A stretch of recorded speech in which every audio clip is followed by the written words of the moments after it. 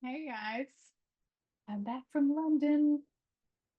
Been back from London for a week, actually. So when I posted that vlog, I was already home.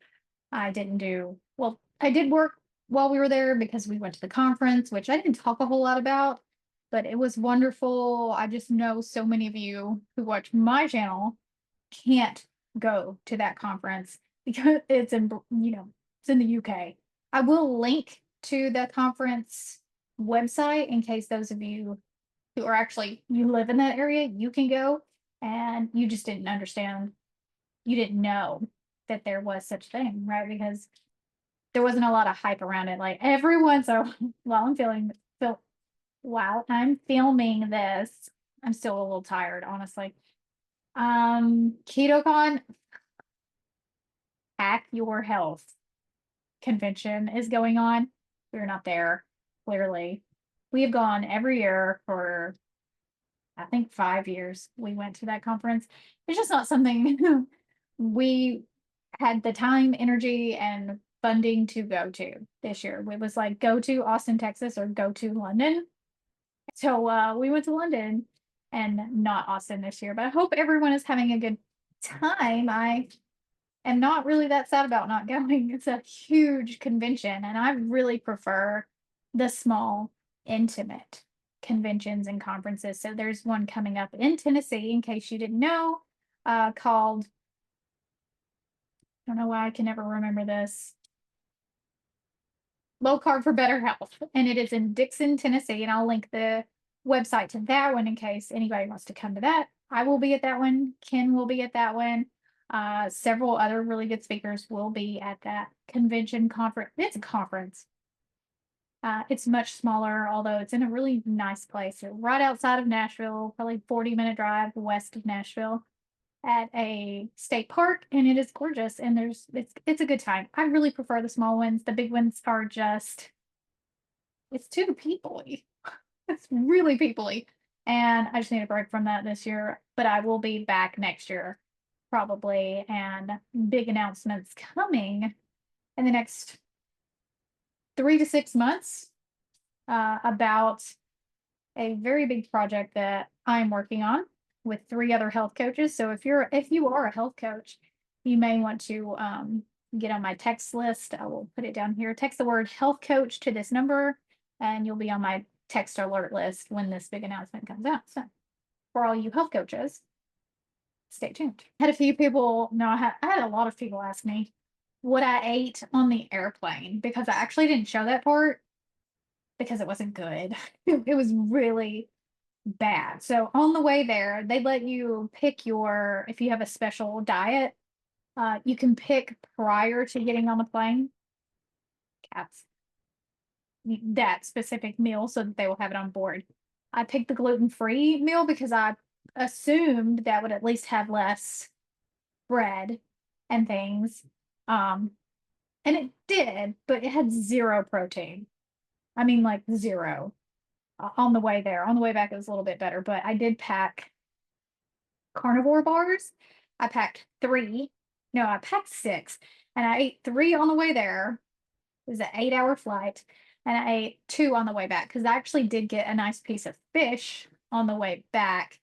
Um, so I did have a little bit of protein, but not enough. If you've ever flown where they serve you meals, I mean, it's so little. And then I also bought, I can't remember what the brand is, but they sell this at most airports that I've been to. It's a grilled chicken platter thing, and it comes with barbecue sauce. But I can't remember the brand, but if you see it and it comes with barbecue sauce, that's what I'm talking about. And the chicken is actually always really tender. I am sure there is something naughty. There's my girl. There's something naughty in that chicken. I mean, I guarantee you there is, but it was the best I could do with the time that I had. So I did pick up some grilled chicken that was prepackaged and I'm sure it had some preservative, but like whatever. Okay. I live my life. Now, I also wanted to, oh, I have a discount code for the carnivore bars. I actually took the honey barbecue. Those are my favorite. They do have some carbs, not much at all. Uh, and I'm able to tolerate that. I'm going to get into that in just a minute. But they also have zesty garlic and then just plain salted and then unsalted, which not a fan of the unsalted. I'll tell you, I gotta have salt. I'm a salty woman. I like to be salty, and I need salt in my diet, and I need salt on my food, and that's just who I am. See, I'm a mermaid. Yep, there she is.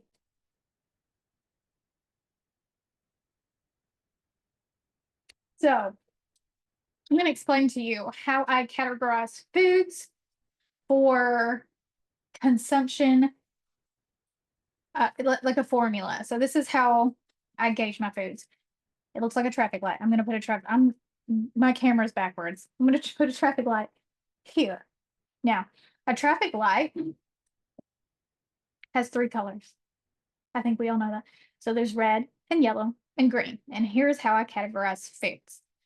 Greens mean I can eat as much as I want, anytime I want, no matter what. And I'm going to feel amazing and nothing bad is going to happen and I'm going to love it. Yellow foods are, I can have sometimes in small amounts and I'm okay, or I have little to no reaction at all. Usually little to no reaction. So then there's the red foods. Red foods, I can't ever eat, ever. And if I do, I will suffer severely. So on my London trip, this is how I rated the foods that were on my plate or on the menu. So if there was something on the menu that fell into the yellow category and I wanted it, I had it. So some things that fall into yellow for me are things like potatoes, truffle fries. I had an order of those, but I didn't eat the whole order. In fact, I ate like 5. This is not an exaggeration. 5, which didn't even justify me purchasing them, honestly. I just wanted to get them. And then when I got them, I was like, these aren't even that good. Honestly, they weren't that good. So I didn't waste my time on them. I did have creamed potatoes with something. Maybe it was one of my steaks. I had a few bites of that. I didn't eat the whole thing. I'm able to moderate. Not everybody is. And if you're not, then by all means, don't even touch things like that. You shouldn't. I can't. I can literally eat 3 fries and only 3 fries. But this is after 8 years of being on this paleo, low carb, keto, ketovore, carnivore, back to ketovore. Now I'm on the Neisha diet lifestyle. Like, I've taken a long time to get where I am. This is not something that happened overnight. I've put a lot of work in, and every now and then I mess up again. Like, if you follow me on Instagram, which you should, you would have heard me talk about eating turnip greens one time, because what harm could some turnip greens do? A lot. I'll tell you, it felt like I had the flu. I was very sick for 24 hours. It took me 24 hours to get back to myself because I hurt all over. It was horrible. So now turnip greens went from a yellow food to a red food. And now I'm not ever going to eat them again because I don't want to feel that way. I felt like I was as sick as you could possibly be without having a fever, but it felt like I had a fever. So that's how I rate my food. Some other foods that I had while I was there. So I had a few nibbles of the bread that my egg sandwich came on. It was sweet. It tasted like cake. That bread tastes like cake. That's not what I want my bread to taste like. Sourdough, I love the taste of sourdough. And if I eat it every now and then, it doesn't really do anything to me. But I didn't like that. It tasted like I was eating cake, which I'm sure somebody loves, but I was not a fan. And so I didn't eat the rest of it. I had a few croutons on my salad. I had some salad. Romaine lettuce does not bother me at all. It's mostly water. I guess that's why. So I'm able to eat some Caesar salad from time to time. I'm totally fine with it. I ate steak tartare, which is the most amazing dish. I could eat steak tartare every day. Every day. We did have, with our coffee at the hotel, they would always bring a cute little pastry. It's literally this tiny. And one day I took a spoon and ate a bite off the top of it. And I was like, wasn't that good? I left it alone. And that was a closer to red food, but I knew I wasn't going to eat it, the whole thing. I was like, well, a spoonful is not going to hurt me. And it didn't. I was totally fine. But again, I am so in tune with my body and the foods that make my body react in a horrific way or even a small amount. Like, I know these foods I can have anytime I want. These foods I can have sometimes in small amounts, and these foods are going to make me feel like trash. These are trash foods. And that's how I live my life. So while I was on vacation, I also had champagne every day, every day. And champagne is an alcohol that doesn't affect me. I had a part of a beer because I was in a pub and I was like, I'll have a beer. I drank half of it and I didn't feel that great. And so I didn't have any more beer. Now that was like a 1.5 hour. I don't feel so hot. And then I was fine after that. So it wasn't something that made me feel down to ruin my trip. I was not about to ruin my trip to indulge in something I knew for a fact was going to mess me up. I didn't have sweeties. I didn't have cakes. We didn't have high tea. We have had it before. I have had that experience. I know what it was like. It was lovely, but I know I can't eat that stuff anymore. It's not worth it. So I just would go where they were having high tea and I would have my coffee and it was fine. I didn't feel like I was missing out because I don't want that stuff. It's beautiful and the presentation is amazing. And I appreciate the art that is put into afternoon tea at these beautiful restaurants. But I'm not spending that much money on things I know are just going to ruin my trip. It's not going to add anything to my trip. So that's how I eat on vacation. I follow my red light formula and it works for me. And I think for a lot of you, you will eventually have that benefit as well. Sorry, I'm literally filming this on my webcam. So this probably isn't the greatest quality, but like whatever. But one day maybe you can, but you have to put the time in. I have put the time in. I have done the work. I have done carnivore as an elimination diet multiple times. I've reintroduced foods and made a note. This makes me feel like trash. And I know I can never touch it again. Boom, it's a red light food. This I can eat sometimes. I'm totally fine. But if I just ate French fries every single day, would those hurt me and make me feel like trash? Yeah. But that's not what I do. I had them at two restaurants. The first restaurant, I traded it for a Caesar salad because I took one bite. I was like, these aren't good. Can I have a salad? And so I had a Caesar salad. And then the truffle fries I had a few, and I was like, these aren't that great, but I'm not going to make a fuss. I ordered them. I just don't want any more. It's fine. The croutons on the salad that I ate were the best croutons I've ever had in my life.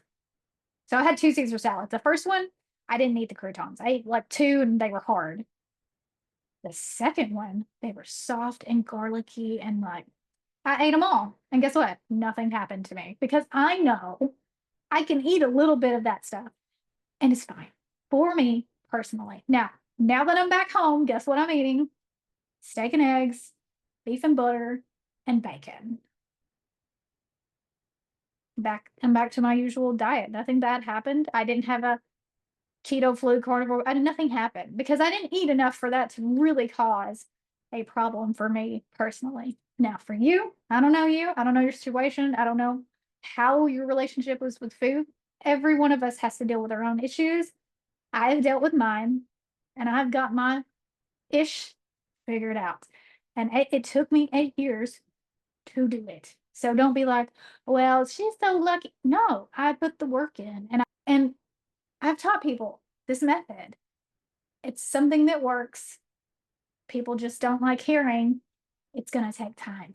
No one wants to put in the time, right?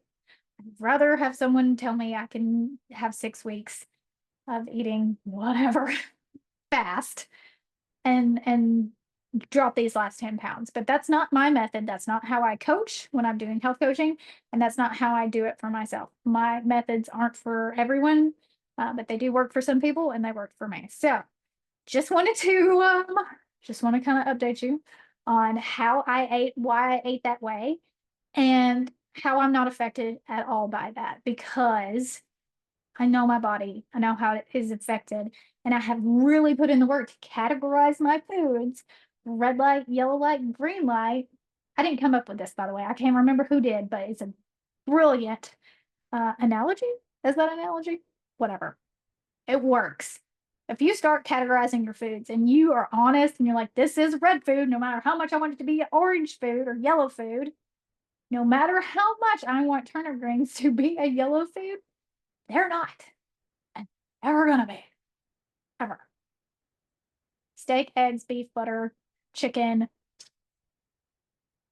That's my green light. And I'm okay with that. I'm very happy with it. I'm happy to come home. I'm not struggling. I'm not jonesing for a French fry or a crouton.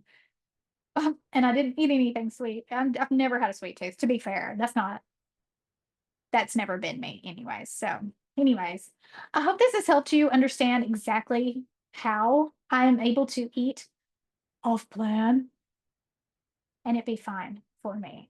And I just get right back to it. I haven't fasted. I'm not eating beef, butter, bacon, and eggs because I feel like I need to. That's just what I naturally come back to. Usually. I had enough salad. I'll probably make some salsa at some point in the next few weeks, and that'll be that. Okay. Thanks so much for watching. If this was helpful, please smash that thumb button on your way out and subscribe if you're new. I'll see you in the next one. Love you, mean it.